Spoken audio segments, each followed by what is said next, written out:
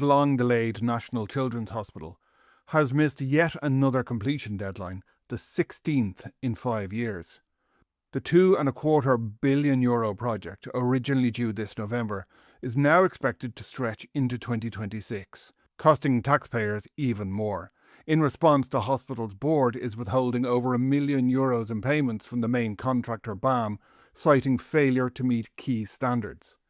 David Gunning, Chief Officer at the National Paediatric Hospital Development Board, says not a single one of the 2,000 rooms has passed final inspection. He blames BAM for under-resourcing the site, with workers dropping from 900 last December to under 500 in recent months. Meanwhile, tensions are escalating behind the scenes. The board is now defending over €880 million in additional claims from BAM, some of which it describes as duplicated and triplicated. Legal battles are underway, and €145 million in payments are currently held in bond while the courts decide who's right.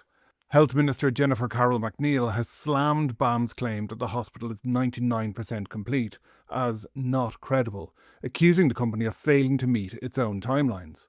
BAM insists delays are due to late-stage design changes and says it's entitled to compensation, but the board maintains most changes are minor and that the real hold-up is BAM's failure to finish the job. After years of delays and spiralling costs, Ireland's most expensive health project remains unfinished, with no clear completion date in sight.